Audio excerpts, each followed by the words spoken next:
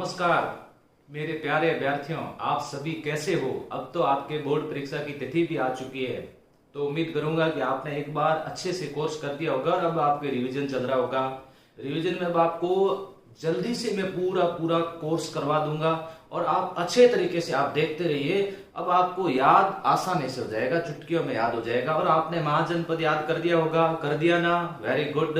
अब आपको याद करवा देता हूं कौन सा राजवंश, आज इससे संबंधित कितने प्रश्न बनेंगे वे सभी प्रश्न आपको याद हो जाएंगे। मौर्य राजवंश, मौर्य राजवंश से संबंधित प्रश्न पढ़ने से पहले एक बात बता देता हूं मैं आपको। एक वंश था जिसका नाम था नंद वंश। नंद वंश के राजा थे घनानंद। घनानंद नंद वंश के राजा घनानंद अहंकारी राजा था। इससे प्रजा दुखी थी, साथ साथ में इधर की ओर सिकंदर के आक्रमण भी हो रहे थे। उस समय तक्षशिला के एक आचार्य, तक्षशिला यूनिवर्सिटी के एक आचार्य जिनका नाम था चाणक्य कौटिल्य, और नाम क्या था आप बताओ? विष्णुगुप्त, वेरी गुड, विष्णुगुप्त आचार्य थे। आचार्य ने आकर के इनको बोला, सीधी सी बात है, किसको बोलेंगे? राजा को बोलेंगे ना। राजा को बोला कि इधर आक्रमण हुआ है और आप ध्यान नहीं दे रहे हो, आप ध्यान नहीं दे रहे हो। ऐसी स्थिति के अंदर इसी ने, अहंकारी राजा ने आचार्य जी को धक्का देकर के यहां से निकाल दिया। तो आचार्य जी ने कसम खाई थी कि ना केवल तेरे राज को समाप्त करूंगा, ना केवल तेरे राज को समाप्त करूंगा, बल्कि इस जनता, इस प्रजा है, इसके सुख और कल्याण के लिए भी कार्य करेंगे। तब उन्होंने एक बालक जिसका नाम चंद्रगुप्त मौर्य को शिक्षा देकर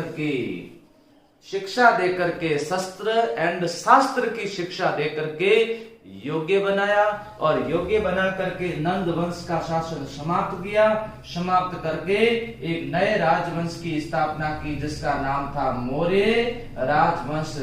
जनता को जो उम्मीद थी कि एक अच्छा राजा आएगा, हमारे कल्याण के लिए कार्य करेगा, उसी उम्मीद को लेकर के जनता के लिए उदय हो गया। क्या? ध्यान से समझिएगा, चंद्र उदय हुआ, जनता में चंद्र उदय हुआ। ये लीजिए, जनता के लिए चंद्रमा आ गए।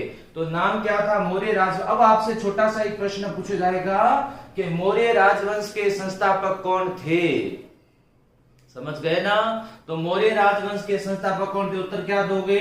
चंद्रगुप्त मौर्य के गुरु का नाम क्या था? चाणक्य कौटिल्य विष्णुगुप्त। चाणक्य कौटिल्य विष्णुगुप्त कौन सी यूनिवर्सिटी, विश्वविद्यालय के आचार्य थे? तक्षशिला। और कौन से राजा का नाश किया था?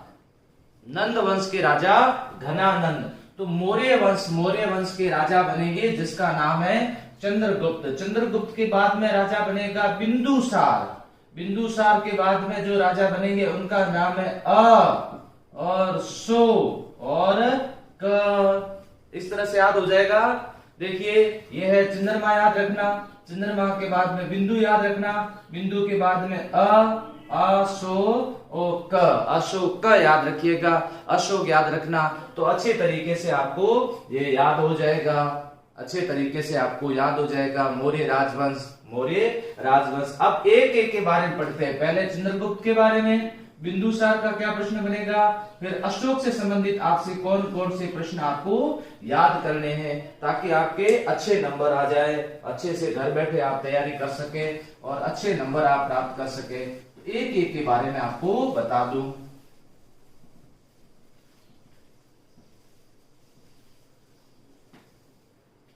सबसे पहले आप याद करना, चंद्रगुप्त मौर्य, याद रहे, चंद्रगुप्त मौर्य 322 ईसा पूर्व से 298 ईसा पूर्व। ये अगर काल सीधा आपसे यूं पूछ ले और आप इसका समय भी लिखते हो तो ये नंबर आपके अच्छे मिलते हैं। पहली बात आपको याद रखना है, मौर्य राजवंश के कौन थे? संस्थापक थे। इनके गुरु का नाम याद रखिएगा, क्या नाम था? इसके गुरु का नाम था चाणक्य था। इन्होंने किसको पराजित किया था? घनानंद को पराजित किया था। नंद वंश के राजा घनानंद को पराजित किया था चंद्रगुप्त मौर्य। अब थोड़ा सा ध्यान रखने योग्य बात यह है, चंद्रगुप्त मौर्य के समय ये महत्वपूर्ण प्रश्न रहेगा। 305 ईस्वी यूनानी राजा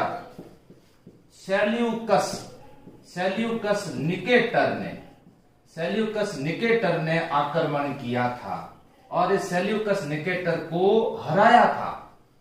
यूनानी राजा सेल्यूकस निकेटर ने आक्रमण किया और इस सेल्यूकस निकेटर को हराया था। हराने के बाद में इनके बीच में संधि हो गई। यहां प्रश्न पूछा जा सकता है, तो आपको यहां से याद रखना है, हराने के बाद इन दोनों के बीच में क्या हो गई? इन दोनों के बीच में संधि हो गई। अब संधि में किसको क्या मिला वो ध्यान रखिए।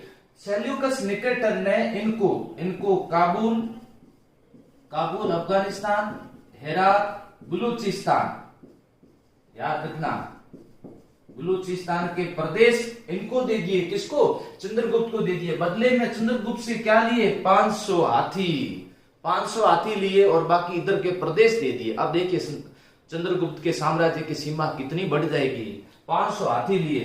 फिर हेलेना का विवाह कर दिया। चंद्रगुप्त को साथ में अपनी बेटी सेल्यूकस निकेटर ने अपनी बेटी हेलेना का विवाह कर दिया और एक राजदूत भेज दिया दरबार में जिसका नाम था मैगस्थनीज। और मैगस्थनीज ने पुस्तक लिखी थी जिसका नाम था इंडिका। बताओ, जिसका नाम क्या था? इंडिका नाम था। याद रखना, गलती से फॉर्च्यूनर मत लिखना, नाम था इंडिका नाम था। ये इंडिका, मैगस्थनीज, हेलेना से विवाह किया। काबुल, बलूचिस्तान, हेरात प्रदेश इनको मिल गए। किसको? चंद्रगुप्त मौर्य को। अब आप मन ही मन सोच रहे होंगे कि सर चंद्रगुप्त को तो ज्यादा फायदा हुआ, तो जीता कौन था? जो जीतेगा उसको ज्यादा फायदा होगा। ये तो हारे थे, फिर भी तो अच्छा हुआ ना। इनको कितने हाथी मिले? 500 हाथी तो दिए ना इनको भी थोड़ा सा फायदा दिया। और चंद्रगुप्त मौर्य के बारे में बताया जाता है, जीवन के अंतिम समय में भद्रबाहु से प्रभावित होकर और श्रवण बेल गोला कर्नाटक चले गए और वहां जाकर के इन्होंने संथारा ले लिया। इन्होंने अपना शरीर त्याग दिया वहां जाकर के। ये श्रवण बेल गोला कर्नाटक। ये चंद्रगुप्त मौर्य से संबंधित प्रश्न पूछे जाएंगे। चंद्रगुप्त मौर्य याद हो गया ना आपको? चंद्रगुप्त मौर्य अच्छे से याद हो जाएगा। और साथ साथ में नोटबुक भी अपने, जैसे ये लेसन देखते हो, साथ साथ में नोटबुक भी पढ़ना, इतना आसान से आपको याद हो जाएगा। बस ये चीजें याद रखनी है। सेल्यूकस निकेटर किसको क्या मिला, किसको क्या दिया, किसके प्रभाव स्वरूप और कहां जाकर के इन्होंने अपने शरीर त्यागा था। श्रवण बेलगोला कर्नाटक।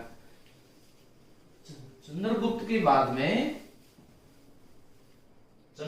बाद में याद रखना, मैंने बताया था ना बिंदुसार याद रखना। 298 ईसा पूर्व से लेकर के 272 ईसा पूर्व बिंदुसार याद रखना। यूनानी, ध्यान रखिए, थोड़ा परिचय अगर आप लिखो ना कि यूनानी राजा इनको अमित्रोचेट्स कहते थे। और वायु पुराण के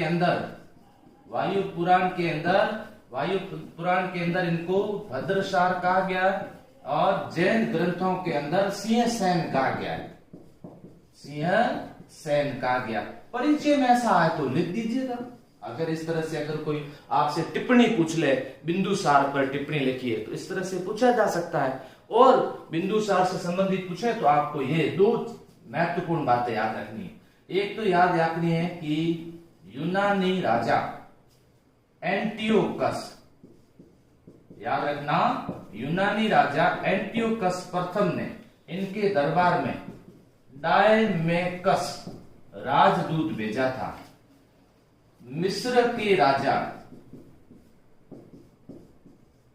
फिलाडेल्फस ने इनके दरबार में डायोनिसियस राजदूत भेजा था। देखिए सर, ये देखो, यूनानी राजा और फिर राजा का के मिस्र के राजा, यूनान के राजा और मिस्र के राजा। यूनान के राजा का नाम क्या? एंटियोकस। और मिस्र के राजा का नाम क्या? फिलाडेल्फस। इन्होंने भेजा था डायमेकस और इन्होंने किसको भेजा था? डायोनिसियस। डायोनिसियस। ये दोनों राजदूत किसके दरबार में भेजे थे? दोनों राजदूत बिंदुसार के दरबार में भेजे थे। किसके दरबार में? बिंदुसार के दरबार में दोनों राजदूत। इनके समय में तक्षशिला के अंदर विद्रोह हो गया था। तो प्रथम विद्रोह, 2 बार विद्रोह हुआ था। प्रथम विद्रोह को दबाने के लिए अशोक को भेजा था और दूसरे विद्रोह को दबाने के लिए सुसीम को भेजा गया था। इनके बारे में, बिंदुसार के बारे में ऐसा बताया जाता है कि बिंदुसार ने दक्षिण भारत पर भी जीतने हेतु आक्रमण किए थे। दक्षिण भारत को जीतने हेतु भी बिंदुसार द्वारा आक्रमण किए गए थे। यह याद रखिएगा। बिंदुसार से संबंधित देखो, यूनानी और मिस्र के राजा द्वारा भेजे गए दूत याद रखना। इनको किस नाम से जाना जाता था?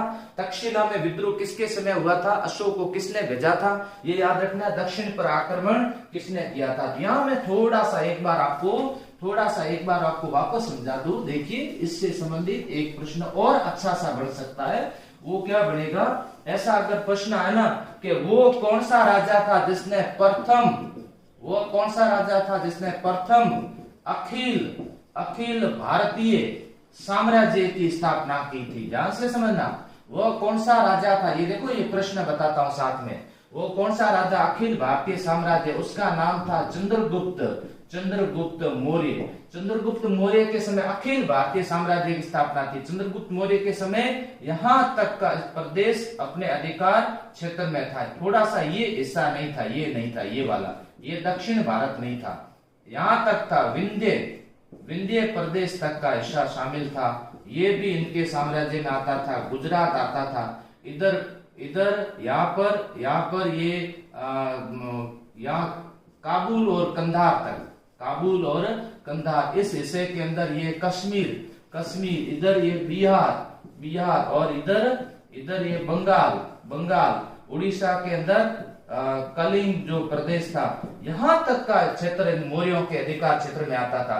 और दक्षिण पर आक्रमण किया था किसके द्वारा? सबसे पहले किया था बिंदुसार के द्वारा किया था। फिर दक्षिण जीता था किसने? अशोक ने। क्योंकि अशोक का यहाँ से अभिलेख मिले हैं, मास्की और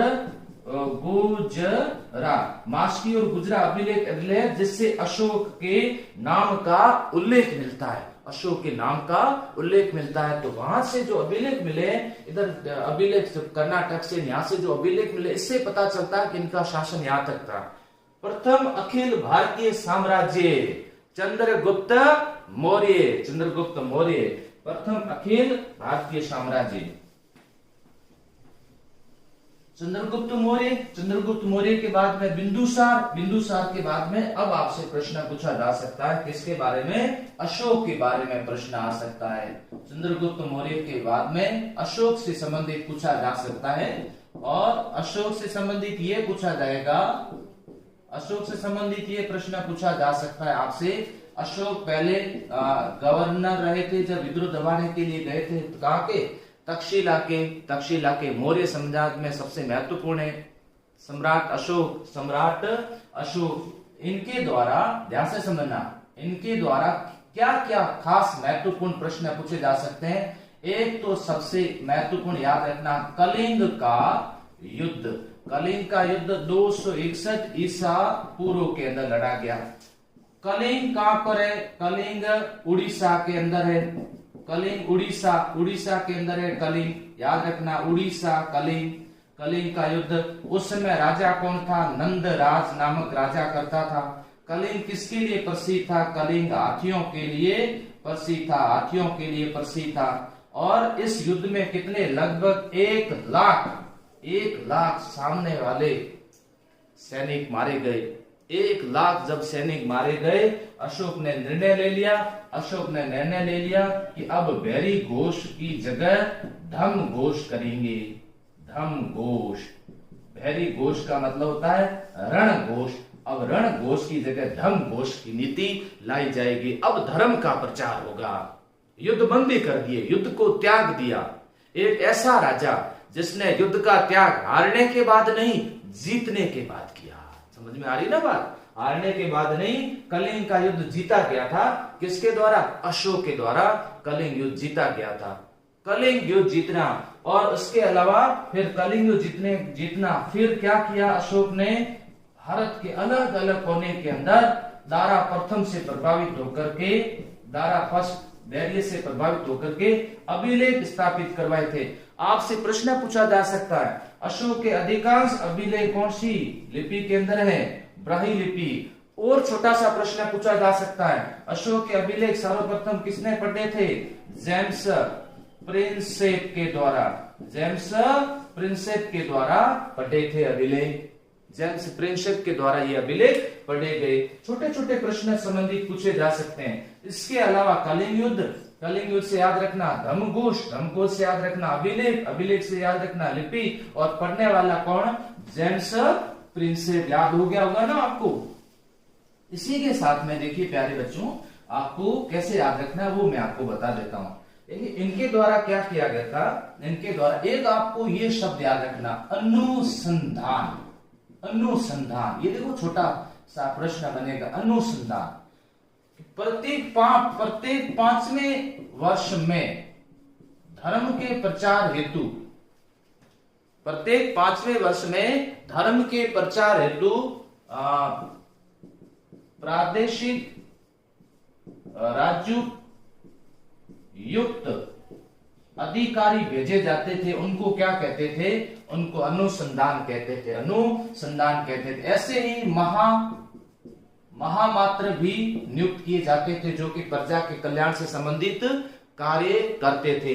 इन्होंने अशोक के द्वारा याद रखना धम्म यात्रा अशोक के समय प्रारंभ की गई। उससे पहले विहार यात्राएं चलती थी, वो बंद करवा के इनके द्वारा अब धम्म यात्राएं शुरू करवा दी गई। किसके समय? अशोक के समय धम्म यात्राएं शुरू करवा दी गई। 3 आपने पढ़े, कौन कौन से? एक तो चंद्र, और दूसरा बिंदु, और तीसरा अशोक। इन 3 के बारे में मैं आपको बताऊं। इससे संबंधित जो भी प्रश्न पूछा जाएगा वो छोटा सा प्रश्न पूछा जाएगा। अब बड़ा अगर प्रश्न पूछा ना तो कहां से पूछेंगे वो आपको मैं याद करवा देता हूं। बड़ा प्रश्न यहां से पूछेंगे, मैं आपको बताता हूं। देखिए याद कैसे करना वो भी आपको अच्छे से याद करवा देता हूं। देखिए बहुत सरल तरीके। मौर्य प्रशासन, अब बात करते हैं किसकी? मौर्य प्रशासन की बात करें। मौर्य प्रशासन, इससे संबंधित बड़ा प्रश्न पूछा जा सकता है। मौर्य प्रशासन से संबंधित बड़ा प्रश्न आपसे पूछा जा सकता है। सबसे महत्वपूर्ण पहला पद जो होता था वो तो राजा होगा स्वयं। राजा सर्वोच्च होता था, राजा मुखिया होता था। राजा क्या होगा? राजा मुखिया होगा, सर्वोच्च सेनापति होगा, सर्वोच्च न्यायाधीश होगा, लेकिन निरंकुश नहीं होगा। कौटिल्य ने कहा था, कौटिल्य ने क्या बताया? कौटिल्य ने कहा कि राज्य है ना, राज्य के कितने अंग होते थे? 7 अंग। राज्य के 7 अंग आपको ये पूछा जा सकता है।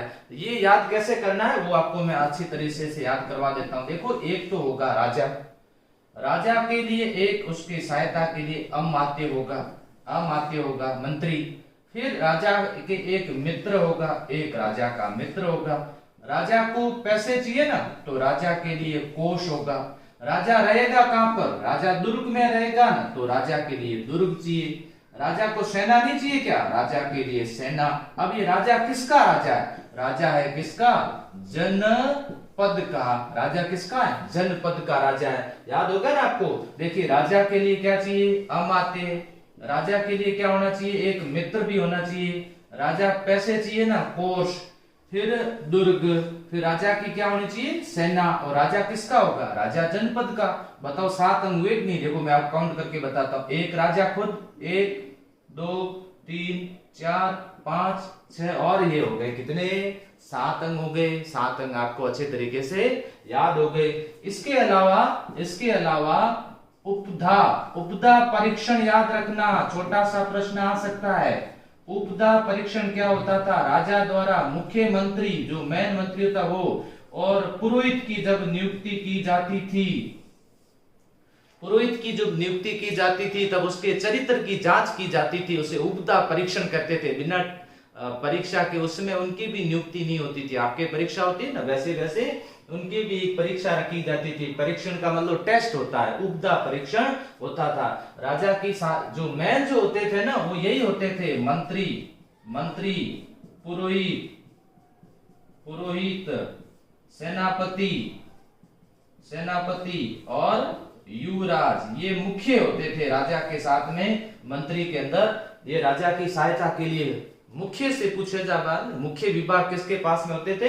इनके पास में होते। इसके अलावा मंत्री परिषद होती थी, उसे परिषा मंत्रीन कहते थे। मंत्रीन कहते थे। ये मंत्री परिषद है और ये मंत्री मंडल है और मंत्री परिषद आगे आपको वो भी याद करवाएंगे। ये संबंधित तो राज्य के 7 अंग हुआ करते थे। इसके अलावा मौर्य प्रशासन से संबंधित केंद्रीय प्रशासन, फिर प्रांतीय प्रशासन, वो मैं आपको अलग अलग समझा देता हूं कि केंद्रीय प्रशासन कैसा होता था, प्रांतीय प्रशासन, नगरीय प्रशासन कैसे चलता था। तो देखिए केंद्रीय प्रशासन की बात करें, केंद्रीय प्रशासन किस प्रकार का होता था?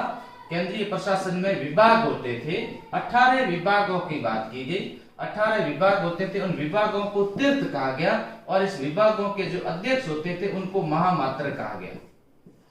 विभागों के अध्यक्ष को महामात्र कहते थे, विभागों को क्या कहते थे? तीर्थ कहते थे। आपसे छोटा सवाल पूछा जा सकता, तीर्थ किसे कहते थे? आपको उत्तर ऐसे नहीं देना नहीं है कि तीर्थ यात्री कन जाते उसे तीर्थ कहते, नहीं। मौर्य काल के केंद्रीय विभाग होते थे 18, उनको तीर्थ कहते थे, जिसके अध्यक्ष महामात्र होते थे। जिसके अध्यक्ष कौन होते थे? महामात्र होते थे इसके अध्यक्ष। जैसे मैं आपको उदाहरण से समझा देता हूं, यही पूछा जाएगा आपसे पूछा जाएगा कौन कौन। देखिए समाहर्ता, ये वित्त मंत्री भी आप याद कर सकते हो। समाहर्ता का काम क्या होता था? राजस्व एकत्र करना, आय व्यय का लेखा रखना और बजट तैयार करना, ये समाहर्ता का काम होता था। सन्निधाता कौन होता था? कोषाध्यक्ष। सन्निधाता कौन होता था? कोषाध्यक्ष। अब कुछ विभाग ऐसे थे जिससे संबंधित आपसे पूछा जा सकता है, जैसे सीताध्यक्ष किससे संबंधित था? कृषि। जैसे सूत्राध्यक्ष किसका? कताई बुनाई सूत्रा। जैसे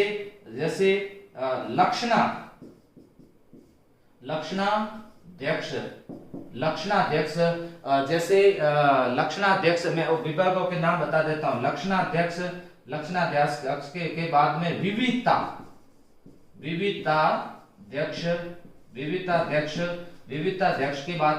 विविधाध्यक्ष के बाद में लूणाध्यक्ष और आटवीक। इससे संबंधित आपसे छोटे छोटे प्रश्न पूछे जा सकते हैं। अब क्या होगा देखो, समाहर्ता राजस्व एकत्र करेगा, सन्निधाता कोषाध्यक्ष होगा, सीताध्यक्ष कृषि कार्य, सूत्राध्यक्ष कताई बुनाई, लक्षणाध्यक्ष मुद्रा जारी करेगा, विविधाध्यक्ष चारागाह का प्रबंध देखेगा और लूणाध्यक्ष बुचड़ खाने का कार्य देखेगा। आठवीं किससे संबंधित होगा? वन विभाग से संबंधित होगा। और व्यापार संबंधित होगा वो कौन होगा? पणयाध्यक्ष ध्यान रखना, पणयाध्यक्ष किससे संबंधित? व्यापार से संबंधित होगा। इससे निम्न स्तर के जो कर्मचारी होते थे उनको युक्त और उपयुक्त कहते थे। युक्त प्लस उपयुक्त कहते थे।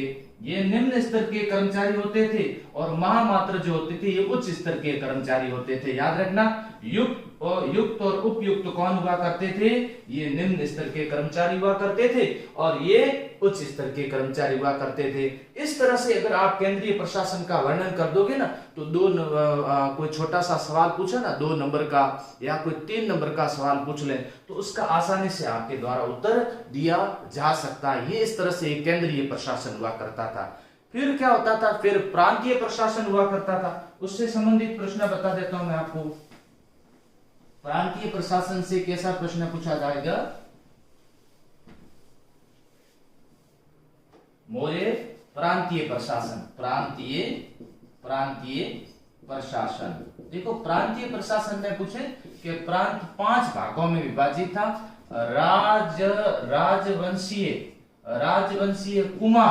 राजवंशीय कुमार या युवराज इसके प्रबंध करता हुआ करते थे। प्रांत 5 भागों में विभाजित था और प्रांत विषय में विभाजित होते थे और विषय को जो संचालन करता था उसे विषयपति कहते थे, विषयपति। और जिला होता था ना, जिले को स्थानिक कहते थे, स्थानिक कहा जाता था। देखिए प्रांत किसमें विभाजित थे ये बताओ? प्रांत किसमें विभाजित थे? विषय में। ध्यान रखना, किसमें? विषय में। और विषय किसमें विभाजित थे? जिले में। जिले को क्या बोलते थे? स्थानिक। तो यहाँ 5 प्रांत हुआ करते थे, वो आपको याद रखना है। एक था मध्य देश, एक होता था उत्तरापथ, एक होगा दक्षिणापथ, और एक इधर कलिंग, और एक इधर अवंती राष्ट्र। ये आपको याद रखना है, ये याद रखना। 5 प्रदेश प्रांत याद रखने। और पांचों प्रांतों की आपसे राजधानी पूछे तो याद रखना इसकी तोसली, राजधानी हुआ करती थी तोसली। और दक्षिणापथ की सुवर्णगिरी। मध्य की पाटलिपुत्र मध्य देश। उत्तरापथ की तक्षशिला और अवंती राष्ट्र की उज्जयिनी। अवंती राष्ट्र की क्या होती थी? उज्जयिनी। ये प्रांत हुआ करते थे। और प्रांतों से संबंधित अच्छे से याद हो गया ना आपको? ऐसे चित्र बना करके आपको याद करना है। राज्य के अंग कैसे याद करो? उत्तरापथ, दक्षिणापथ, अवंती राष्ट्र, उज्जैन और मध्य। इतना अच्छे तरीके से याद हो रहा है। सीधा आप रटोगे ना तो याद नहीं होगा और आप एग्जाम देने जाओगे तब भी भूल जाओगे। तो अच्छे से याद हो गया ना आपको? Very good.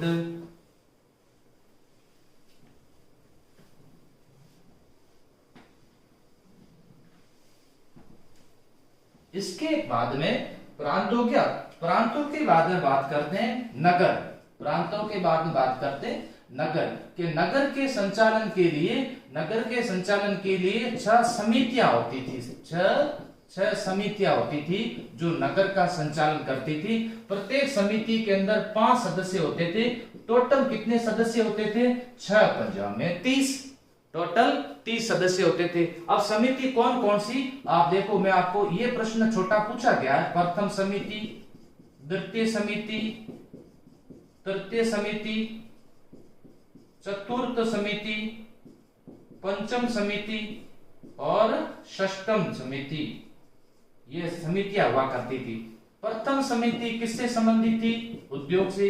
दूसरी विदेशियों की देखरेख से संबंधित। तीसरी कौन सी? जन्म मरण से संबंधित। चौथी व्यापार से संबंधित। 5वीं विक्रय से संबंधित। और 6ठी किससे संबंधित? बिक्री कर से संबंधित निरीक्षण होता था। इन सब का निरीक्षण किया जाता था। अब आप कहोगे सर इसको हम कैसे याद करेंगे? अब समय भी कम रहा, हमारे थोड़ा कठिन पड़ता है, कुछ नहीं याद रखना। देखिए उद्योग स्थापित किया विदेशियों ने। विदेशी यहीं जन्मे और यहीं मरे। यहीं इन्होंने किया व्यापार में करते थे विक्रय और उस पर होता था लेते थे बिक्री कर। देखिए कितना आसानी से याद हो गया। कैसे याद करा? देखो उद्योग स्थापित किया विदेशियों ने। विदेशी यहीं जन्मे और यहीं मरे और यहीं पर उन्होंने किया व्यापार में करते थे विक्रय के साथ में कर लेते थे जिसका नाम था क्या था?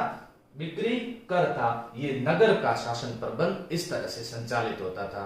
तो यहाँ आपको नगर का शासन प्रबंध भी साथ साथ में समझ में आ गया कि उस समय मौर्य काल के अंदर नगरीय व्यवस्था किस प्रकार की थी। नगर प्रबंध भी आपको आसानी से समझा दिया मैंने। अब नगर समझ में आने के बाद नगर का प्रबंध समझ में आ गया है। नगर का प्रबंध समझ में आने के बाद आगे और समझा देता हूं आपको नगर का प्रबंध। अब बात आती है मौर्यकालीन सैन्य व्यवस्था। याद रखना, मौर्यकालीन सैन्य व्यवस्था।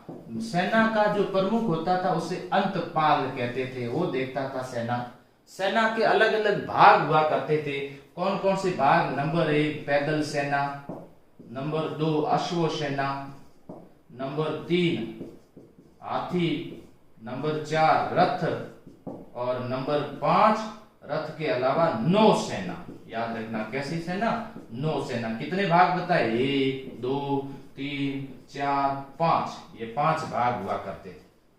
5 भाग हुआ करते थे और इसके जो प्रमुख हुआ करता था उसको क्या बोलते थे? अंतपाल। बस इतना याद रखो, इतना बता दोगे तो आपको नंबर पूरे मिल जाएंगे। आपको मौर्यकालीन सैन्य व्यवस्था के बारे में पूछा जाए, इस तरह से आप उत्तर दे सकते हो। इस तरह से आसानी से उत्तर दिया जा सकता है। कह सकते हो सेना का प्रमुख होता था, उसे अंतपाल कहा जाता था। और सेना के कितने अंग हुआ करते थे? 5 अंग होते थे, पैदल, अश्व, हाथी, रथ और नौ सेना। तो आसानी से उत्तर दिया जा सकता है। ये सैन्य व्यवस्था। सैन्य व्यवस्था के बाद में न्याय व्यवस्था के समय देखिए, सर्वोच्च न्यायाधीश तो राजा खुद हुआ करते थे, राजा खुद होते थे। और केंद्रीय न्यायालय उस समय कहाँ होता था? केंद्रीय न्यायालय पाटलिपुत्र के अंदर केंद्रीय न्यायालय होता था। सबसे छोटे न्यायालय ग्राम न्यायालय होते थे, जिसके जो न्यायाधीश होते थे उनको ग्रामणी कहते थे, ग्राम वृद्ध कहते थे, जिसे ग्रामणी या ग्राम वृद्ध कहते थे। ये सबसे छोटे न्यायालय होते थे। लेकिन उसके अलावा 2 प्रकार के न्यायालय हुआ करते थे। 2 प्रकार के न्यायालय हुआ था। एक को कहते थे धर्मस्थीय और दूसरा होता था कंटक शोधन। ये 2 प्रकार के न्यायालय हुआ करते थे। ये दीवानी न्यायालय थे और ये न्यायालय कैसे थे? ये न्यायालय फौजदारी न्यायालय हुआ करते थे। ये दीवानी न्यायालय होते थे। इसके अंदर चोरी, लूटपाट वगैरह उसके मामले इसके अंदर आते थे, दीवानी के अंदर। और व्यक्ति और राज्य के बीच में अगर विवाद होता था तो उस विवाद को किसमें लाया जाता था? कंटक शोधन न्यायालय के अंदर लेकर के आते थे। इसके अलावा आपसे ये न्यायालयों से संबंधित प्रश्न है, धर्मस्थी और कंटक शोधन न्यायालय, ये बता दीजिए, अच्छे से इसको स्पष्ट कीजिएगा। छोटा सा प्रश्न है, न्याय व्यवस्था के बारे में आपसे प्रश्न पूछे तो ये स्पष्ट कीजिए। न्याय व्यवस्थाओं के बारे में समाज से संबंधित प्रश्न पूछा जा सकता है। समाज से संबंधित पूछा जाए कि कौटिल्य ने समाज के 4 वर्णों का उल्लेख किया, लेकिन मैगस्थनीज ने समाज में 7 प्रकार के क्या बताए थे? वर्ग बताए थे। 7 प्रकार के वर्ग बताए थे। कौन सा? एक तो दार्शनिक, और इसके अलावा किसान, पशु पालक, कारीगर, इसके अलावा सैनिक, सभासद और राजा। इस तरह से इन्होंने बताए थे, वर्ग बताए थे। इस तरह से वर्ग बताए थे। एक दार्शनिक हुआ करते थे, 3 वर्ग ये बताए थे और 3 वर्ग ये बताए थे। इस तरह के ये वर्ग बताए थे। इसलिए ग्रुप में याद रखना, आपको अच्छी तरह से याद हो जाए। किसान, पशुपालक, कारीगर, सैनिक, सभासद और राजा, इस प्रकार के वर्ग बताए। वर्णा व्यवस्था का भी उस समय उल्लेख किया गया। महिलाओं की स्थिति की बात करें, स्त्रियों की उस समय इतनी अच्छी स्थिति नहीं थी, लेकिन फिर भी उनको पुनर्विवाह और नियोग प्रथा के उस समय उनको सुविधा प्रदान की गई थी। तो मैं ऐसी उम्मीद करूं कि आपको आज का लेसन अच्छी तरह से याद हो गया होगा। Very good. और इसको एक बार वापस देखना, आप अच्छे तरह से ये प्रश्न उत्तर देख करके आओगे। Thank you.